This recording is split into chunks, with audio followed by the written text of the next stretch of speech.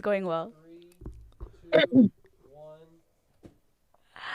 1. Welcome to the Bojangles Studio. What?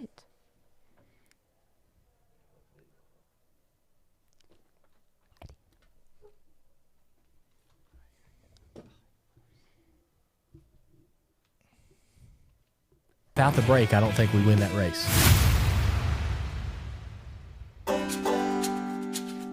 Jeff Gordon on the show tomorrow is our guest.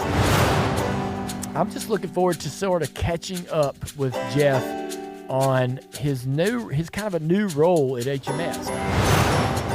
One of the things in the news is the new charter agreement. I don't think Hendrick Motorsports has made a profit in 10 years. And then you say, well, why do you do it? Well, Rick Hendrick loves the sport. He loves cars, and it's been good branding.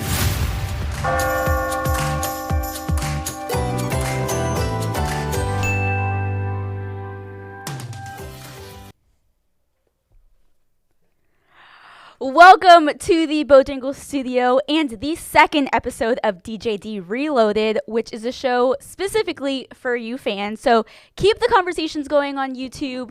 You'll hear the Dale call. I mean, there are plenty of ways to join in the conversation and tell us what you think.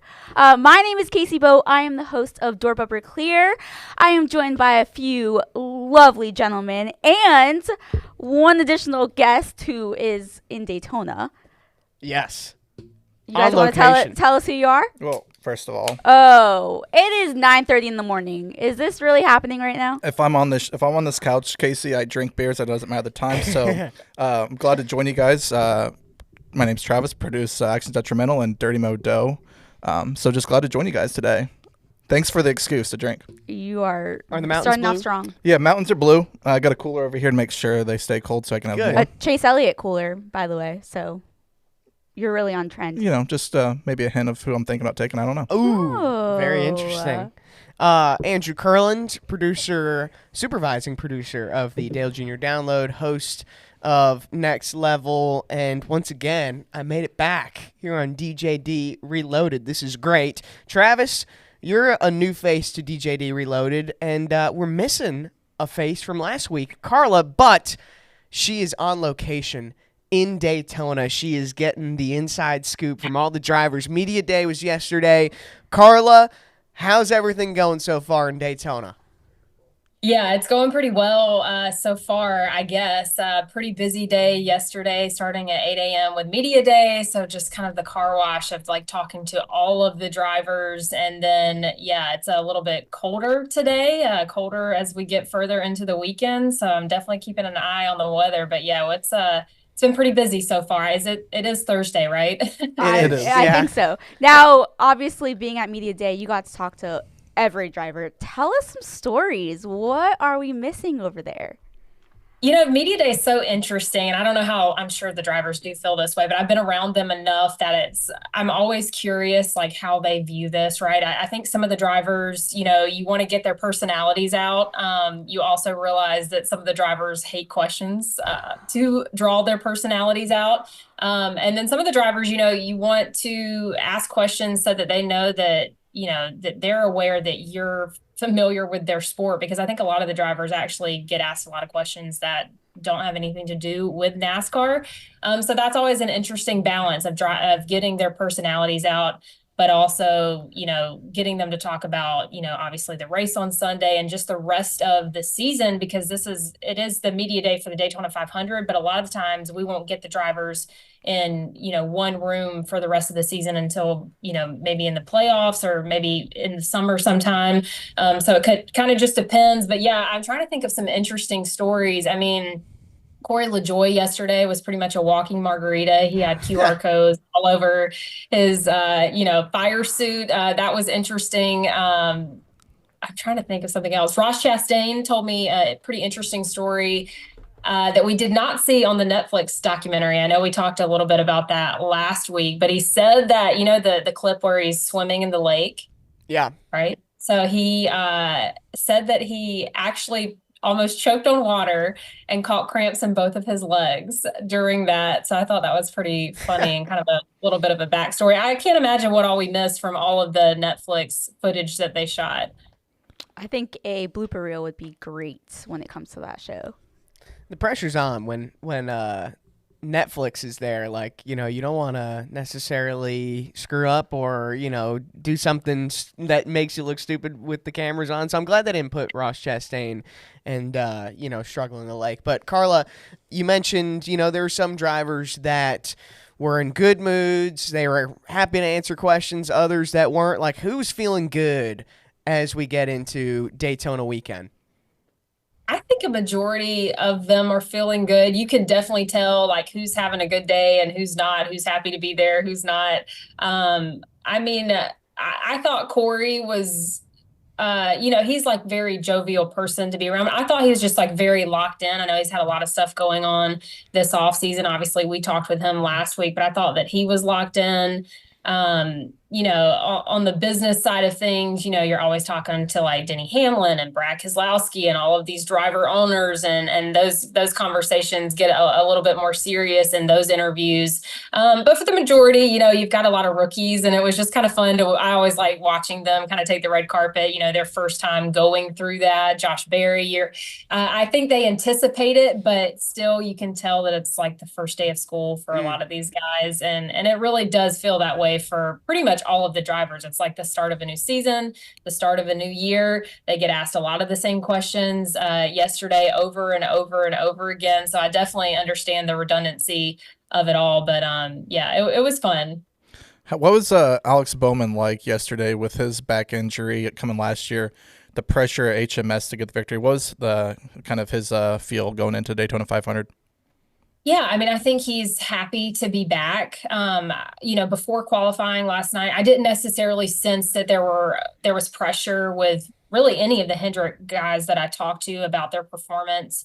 But I did, you can always tell like reoccurring themes and things that they continue to bring up. Alex Bowman bringing up the injuries. I even asked him, I actually asked a reoccurring question to all of the drivers, which I'll put a video up a little bit later today and kind of post that. But I asked them, what do you think fans think of you, and had them kind of fill in the blank. So like when fans think of Alex Bowman, they think what? And his first answer was, well, the last 2 years, they think injuries. And that just kind of says a lot, right? I think from a mental standpoint, not only when you go through a physical element like that keeps you out of the race car, that is going to play a part into your mental well-being as you get ready to go back racing again. And so I definitely felt that for him.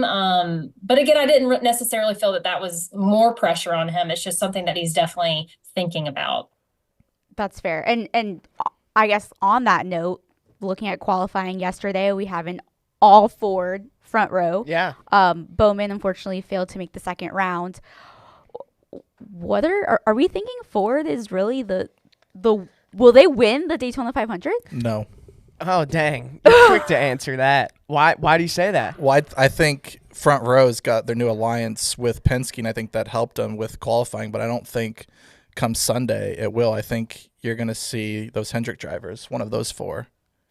I think it's interesting that you see speed out of Ford when it's been for so long Hendrick dominated. Like, the question I had is the dark horse here to play? Like, is this new Ford body legitimate in terms of having some extra speed that they didn't have last year? That's the question that I think people are going to be wondering as we go into the duels tonight. But, qualifying, interesting. Michael McDowell on the front row. That's something I didn't necessarily see coming. I have a stat here where it's 16 drivers have won from the front row. So something interesting to keep your eyes on. I think it was since 2000 where the pole winner has won the 500. Wow. So I don't know if that's like a struggle sign for Joey Logano. Carla, I'm curious, if you were at the track last night for qualifying, what was the overall vibe between the Jimmy Johnson and David Reagan, and just the tension of not knowing, obviously, who would be locked into the race, and obviously David Reagan moved on. What was that like?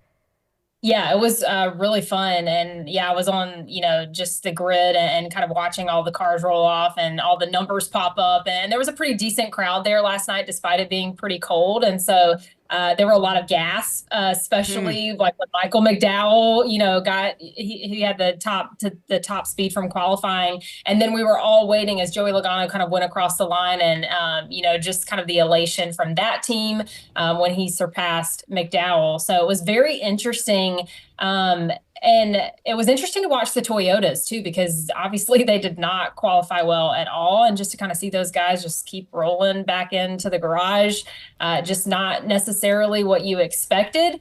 But it was interesting not to see a Chevy get this one. I thought they were going to be the strongest after qualifying, after we got to those top 10 results. I think there were 6 Chevys, 4 Fords. You just thought Chevy was going to run away with it again, just like they have since I think 2012. And I think it was the last time a Hendrick driver didn't win the pole was 2014.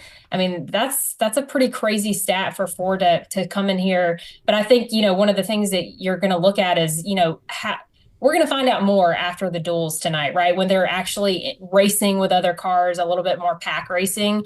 I don't know how much we can really put into qualifying right now when we don't have more cars on the track, but certainly the Fords, they had the speed last night. Well, especially with, Ford and Toyota both having new cars. I agree. I don't think qualifying is going to be the answer of telling us what the future, what 2024 looks like. So I don't know. I'm not really sure who the pick for the 500, but I would love to hear y'all's. And we do know that Dale picked Brad to win the 500, which that is 100% a solid pick. I think he has one coming.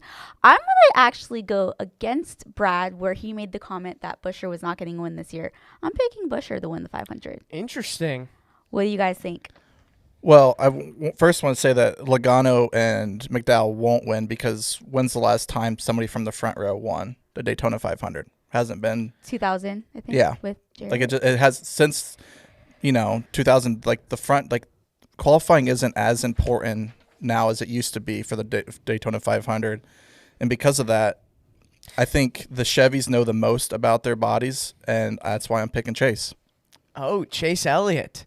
That is interesting. Well, going back to the pole winners, I think it's, even though the last winner was in 2000 that started from the pole, only 9 total drivers have won from the pole in the Daytona 500. But this is a guy that it's a mixture of a feel thing versus, I started watching replays of old Daytona 500 finishes just to get myself excited for this race.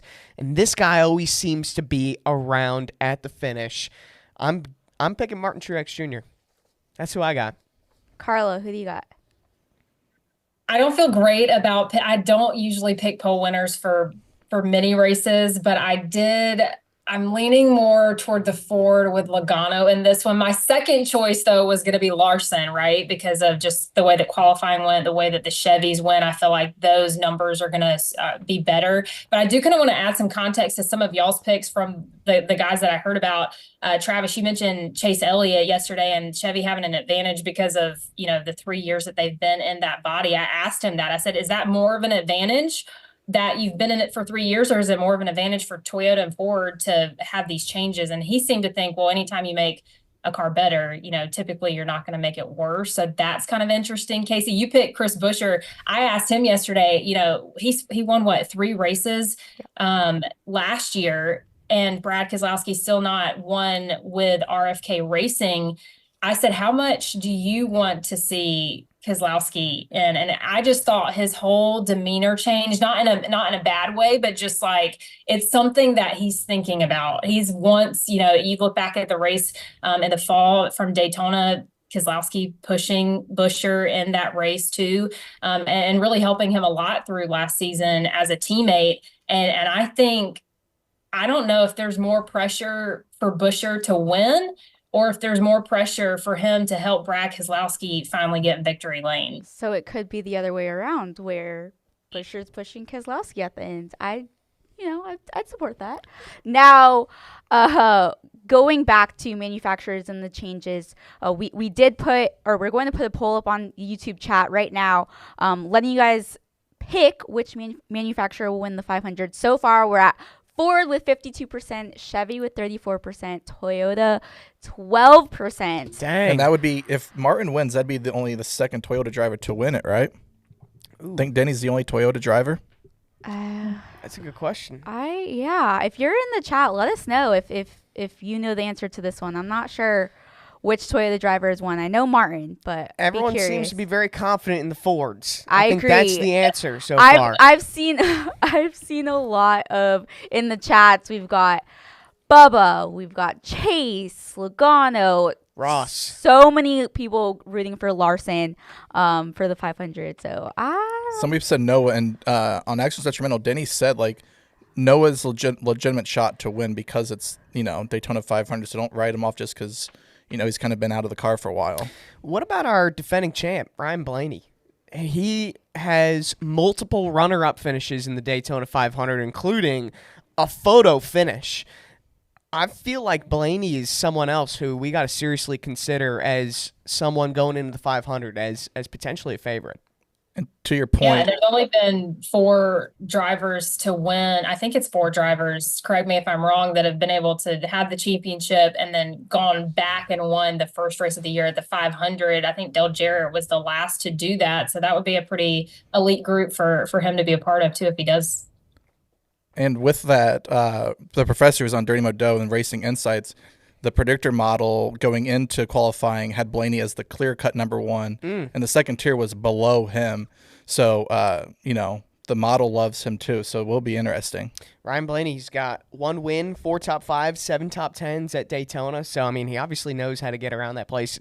And I look at those are his Daytona stats, but Daytona 500, I feel like, is a different beast. So I love those 2 runner-up finishes, and I think we're going to see someone lift the Harley J. Earl Trophy that has never lifted it before at the end of Sunday or Monday or whenever we get to see the checkered flag. That'd be my prediction. Bold prediction. Again? Yeah. All right, Carlo, I know you have plenty to do over in Daytona, so keep us updated on social. Let us know how things are going. I know we'll be watching from here.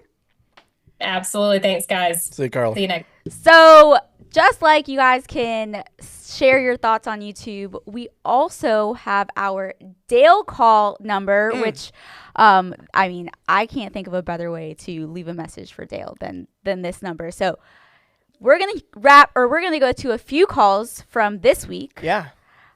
We'll kick with the first one. Hey, DJD.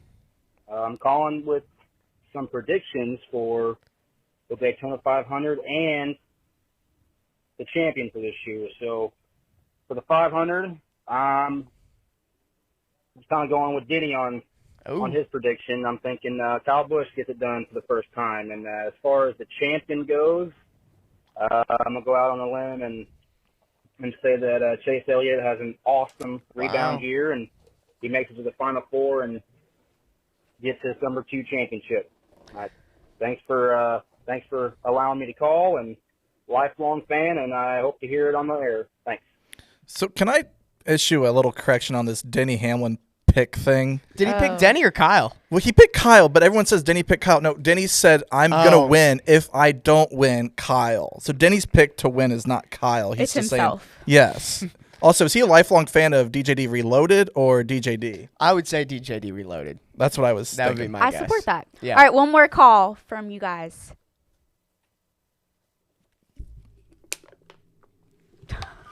Crush that beer, man.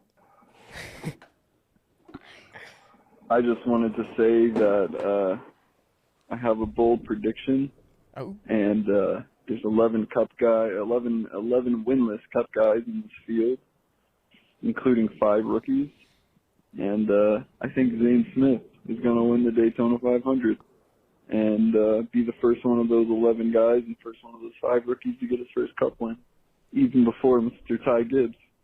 That's my bold prediction, Mr. Junior. Wow. Zane Smith winning the Daytona 500. Can you guys see that happening?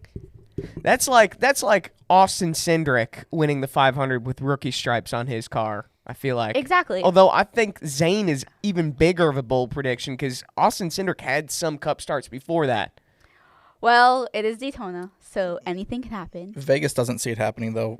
Plus 5,000 if you bet Wow. Zane Smith. Travis with Throw the a stats. throw $1 on Zane Smith then.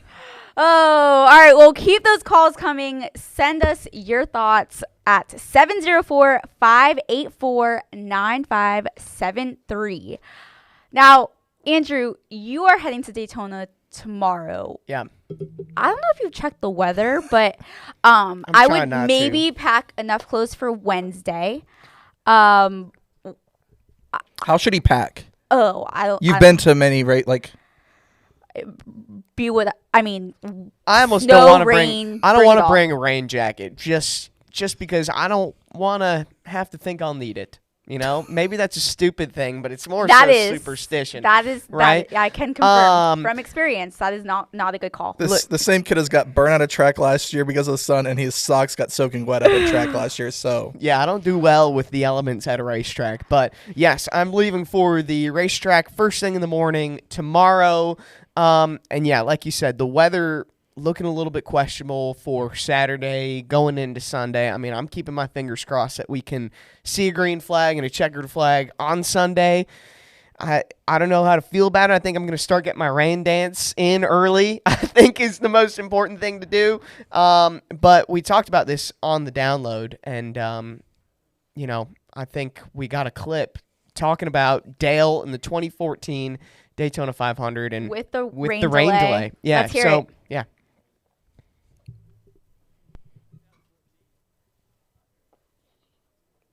Times, but the big rain delay. That was my first day on the job was that race. And I remember that rain delay was like, what, 8 hours or something like that? 6, I think. But the weird thing is that every time you get in a race car, you have a different attitude, a different mentality. I rarely got in the car feeling exactly the same as last week. Your motivation, your expectations, it's a moving target. It's very dynamic all over the place. I got in the car for the start of that race, not in the correct mindset to win it. It was I don't know what happened in that break, but without the break, I don't think we win that race.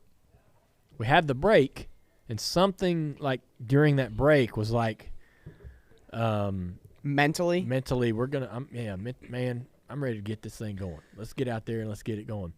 And so, if you look at the race and watch it, I raced both of those two parts differently. And I want to go back to why I asked Carla which drivers were in good moods, because it reminded me of what Dale had to say there. Mentally going into it, he was talking about having to stay sharp through those rain delays, and I feel like you need a mentally tough driver to ultimately come and take that checkered flag. And I want to go back to my pick here. I'm going to pat myself on the back, and this could backfire on me real quick, but I picked Martin Truex Jr., because I feel like he has a good track record at Daytona. He's got, 3,438 laps in the top 15. That's the fourth most among active drivers. But remember his nickname last year? It was Monday Martin Truex Jr. He was the king of the rain-out races. So that's why I think he's the perfect pick for this year. Your flight's on Monday. You're not packing for rain, but you're picking a winner that will win on Monday because of the rain? Listen, man, I'm confused here. This is it. It's part superstition, part of me being a realist. This is the realist in me saying, I don't know if we're going to get a race in on Sunday, and if there's anyone who proves that they can race after delays, rain delays, it's an experienced veteran like Martin Truex Jr. Andrew, I don't really know how to understand your mind sometimes, and this is just a perfect example. I thought I of delivered that I'll perfectly. I'll take Denny Hamlin, who has 3 Daytona 500 victories, and he's won on Monday races 3 times. Okay, well, you do that. You have fun with that. Oh, well, before Jeff Gordon went into the studio, the Dirty Mo team had a interview with him. I love when we do these. I know. This is content that you guys have not seen before. So Jeff Gordon's name is in quite a few rap songs, and we got to ask him which is his favorite. Well, of course, Nelly and EI is my favorite one. I was a fan of his music, and heard that song, and was very proud to be in it, and it still lives on today. And I get a pretty good. Actually, when we were in Las Vegas for the Super Bowl, my daughter and I were riding in an Uber, and that song came on in the Uber, and she was like, "Oh, turn it up!" So we still get a kick out of that. That is a good one. Should we have Andrew read those lyrics? I mean, if we have time, I would love that. Travis, you printed them out? Yeah. The bottom one. The bottom Please. one? Yeah. Wait, hold Read on. it. Read it like the song, though. Not yet. I don't know how the song goes. Yeah, that's the I'm gonna best be part. honest. So just how do you want me to read this? however you think it should be read. Like poetry? Like, However should I you just want. Read it real nice. Where's the camera Yes. here? All right, let's take a look here. I drive fastly. Call me Jeff Gordon in a black SS with the navigation. That doesn't even rhyme. What are they doing with Well, this? because they're That's not Rap how he song. raps No. it, though. okay. So wait, if do I have to rap it? yes, if you Is could that what try. it is? Yes. I drive fastly. Call me Jeff Gordon in a black SS with the navigation. Gordon. I'm trying to rhyme it with Gordon. If you guys can sing it better than Stupid. Andrew, please use your Dale call number Oh man! and let us know. Let's I get want to some hear raps it. in the Dale I call. want to hear it. Oh, and Andrew, I don't know. You should probably look at the YouTube chat later because I think a lot of people are agreeing that Someone's gonna be like, go to however long this is. Go to 43 minutes and watch this guy just completely crash and burn, and it's gonna cut to not me only doing the that. song but the weather. So you should probably read YouTube. Listen, before you you know pack. what? I feel fine about my weather superstitions. I think I nailed that. So you know I what? mean, somebody. Get off my back. I apologize. I can't read that far, but they're saying that it's going to happen Sunday or Monday. Who? So we'll see. Oh, I love it. Whoever said that in the chat, I love your optimism. And whoever is watching from Oregon, props. That's an early morning. Should we make him do And one? And he's Reloaded. picking Chase Briscoe. Damn. That's another bold one. SHR did pretty well. Should I make Andrew do one more? Oh no, yeah, go for it. One more, Jeff. One Casey more- said that. One more, She didn't Jeff. feel good about I'll that. let you pick any one. No. of these. You give me the one.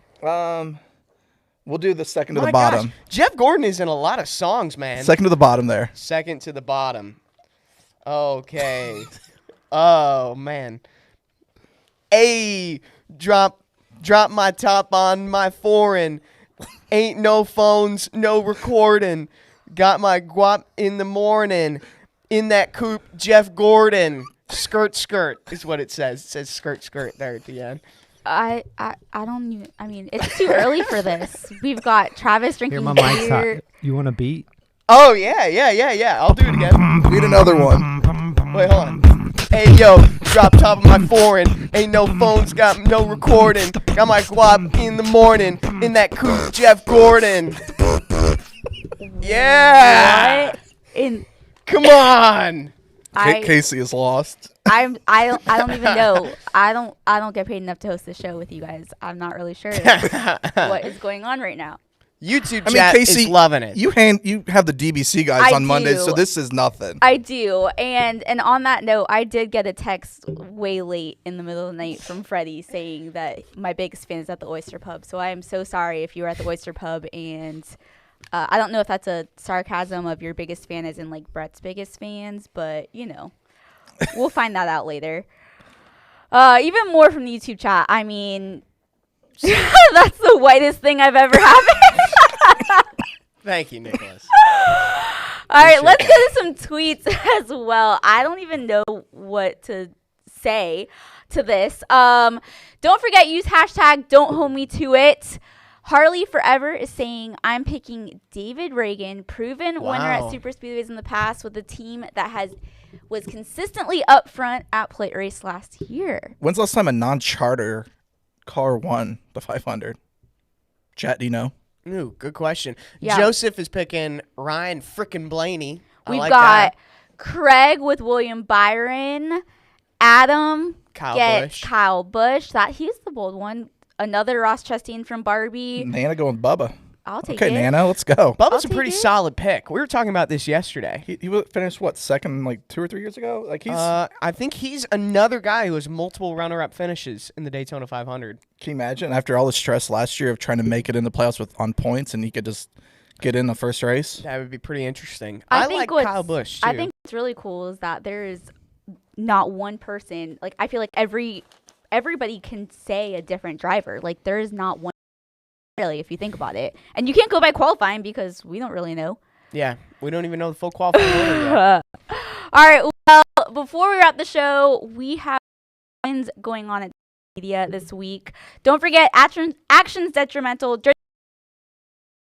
Download, and Speed Street have all those to